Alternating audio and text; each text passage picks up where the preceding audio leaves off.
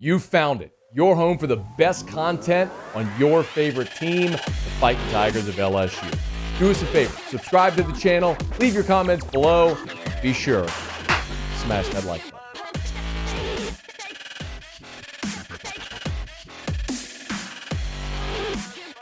Brian Kelly met with reporters on Saturday. This was the first time that Kelly met with reporters since bowl prep began. And we were looking for clarification on several things, namely, of course, Jayden Daniels. We've not yet gotten a decision from Jayden on his future, if he's going to return, if he's going to go into the draft, if he was going to play in the bowl game, an update on the ankle. Well, we got that update from Brian Kelly on Saturday, and here's what he said. He looked really good today. He's been limited, but today was kind of his last test. One of the things we like to do is put the quarterback in direct snap, so he's pushing off and driving back. You know, it's hard. When you're in shotgun, you know, you shuffle your feet and you throw, and you're like, and that's how you can get him back quickly when you're in shotgun. But you put him in direct snap, and he's got to drive and use his weight and transfer in a 7-step drop, and then step up. And move, you know you're ready. And today he went through that progression. I would say, well, today is Saturday, right? If we were playing tomorrow, he'd be ready to play. That's the fantastic news there. So looks like Jayden Daniels, you give him, again, 2 weeks from today is the game. 2 weeks from today is the Citrus Bowl with LSU against a very depleted Purdue team, and they're preparing to have Jayden Daniels. Now, the question is that I'm certain Jayden Daniels will make the announcement sometime after the bowl game, it would assume at this point, if he plans to return to LSU or if he's going to go pro. Everything that I've gathered is that he's truly undecided right now. And we'll take that time with his family, maybe over the holidays and after the bowl game, to make that decision if he's going to go pro or play a fifth collegiate season. But what we do know clearly is that Jayden Daniels is preparing to play in the bowl game 2 weeks from today against a Purdue team that, as we've talked about, is without its head coach, its sixth-year senior quarterback, its top two pass catchers, including the guy who led the nation this year in receptions and receiving yards, a starting cornerback, a depleted coaching staff. It's very similar to what LSU was a year ago, and in the bowl game, and it's likely going to be advantage LSU this go round. Now, a couple of the other things we were interested in. This was assumed, but Brian Kelly did confirm on Saturday that BJ Ojulari is not going to play in the game. Is BJ Ojulari going to be playing in the Citrus Bowl? I don't think he said if he would. He is not going to be playing. So Ojulari opts out. I think that's something we probably all expected. Here was Brian Kelly on how they replace him on the edge. Yeah, we think we've got some options there that I think will provide the kind of defensive pressure that we need. You know, we like some of the guys we have that are practicing right now. You know, we're going to put all 10 guys up on the line of scrimmage, blitz them all. Trade secrets.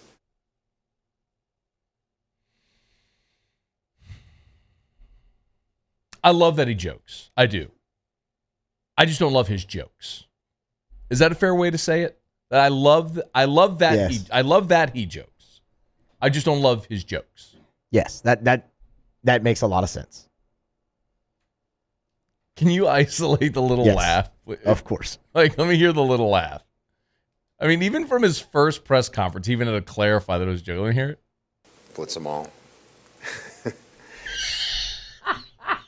Just complete. Do you think maybe the assembled members of the media were just, because it's been a minute since we've talked to Brian, had a press conference, and maybe we're just not on our collective game in that moment? No, I'm not going to say that. I'm just truly curious, does he expect the room to burst out in laughter? Yes. Okay, well, that's a problem. See, but that's why he keeps telling the jokes. But we've gone through, 15 weeks of this now? He's been doing it his whole life. Fair. That's who he is. So, yes, he expects the laugh. Maybe he hits on 1 out of 100. Remember the time when he brought the $10 bill? That was good. The Colby Richardson is having a heck of a day. You know, he's batting about 10%. You know, he's right there. He's 1 out of 10. 1 out of 10 he'll connect. I am interested though, as far as the edge rushers, to see how this works. So, with no BJ Ojulari, everyone's interested in Savion Jones now. look, Savion Jones primarily was playing in the Ali Gay role at that left end spot, not in the jack linebacker spot where BJ Ojulari was. That was Harold Perkins and Xavier Carter. So I'm really excited to see where they play Savion Jones.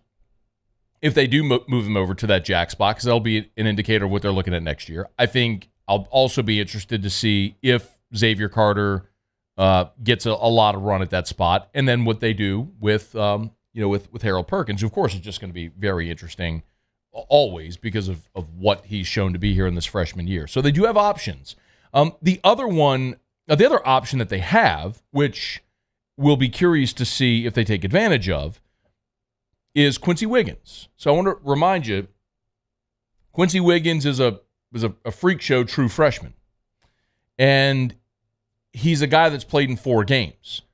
Had the foot injury, and they ultimately decided they're going to redshirt him. So he's going to be done. Remember, so on Friday, the NCAA passed the waiver, the one-time waiver, that allows players to play in the bowl game and not have it cost them eligibility. So Quincy Wiggins is available to play in the bowl game and could very well fill that slot as well. And Brian Kelly was asked about that waiver, by the way, and he's in favor of it, as you would expect he would be. It helps a lot. Look, you've got guys that are deciding on whether they play in the bowl game, and pursue their options relative to the NFL. Then you've got the transfer portal.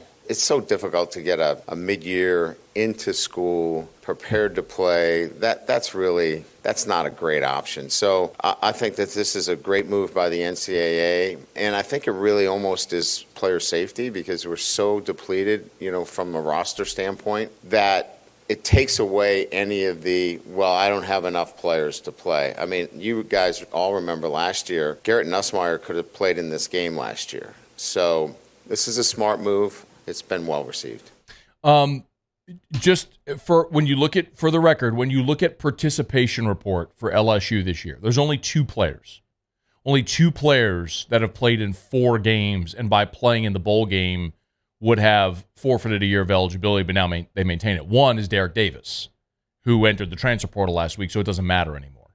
The other is Quincy Wiggins. So on this LSU, as far as college football as a whole, of course it matters, and it's a great move. But as far as this LSU team, it really only matters for those 2 guys. And with Davis in the portal, it really only matters for Quincy Wiggins. So we'll keep an eye on Quincy Wiggins in the bowl game to see if they play, which I'm assuming they will now because they can, and how much he may play. He has been out there at practice. He's been in some of the videos that they've shown.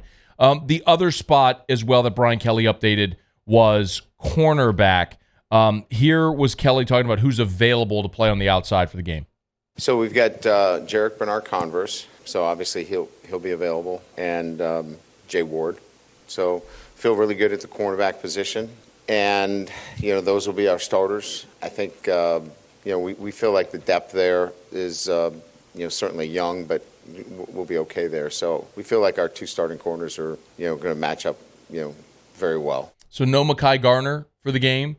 So you'll start Jarek Bernard-Converse and Jay Ward. The other guy he said he's excited about is LaTerrence Welch, and I am too.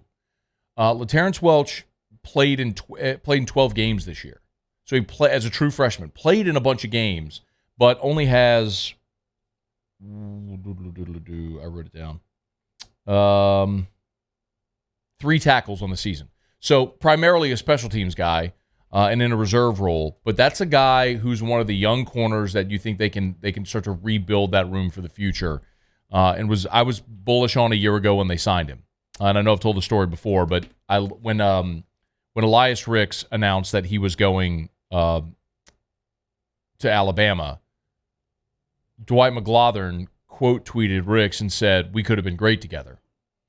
And I loved this. LaTerrence Welch went and quote tweeted McGlothern and said, "Let's go be great together. Like you and me, let's do it. Let's ride." And I love that in a corner. You want that bravado. And I think that kid's going to have a lot of potential, man. So good to see him get out there and play a bunch. We'll see how much run he gets in the bowl game against Purdue. Hey, thanks so much for watching. Please leave your comments. I love to interact. And be sure to hit the red subscribe button below.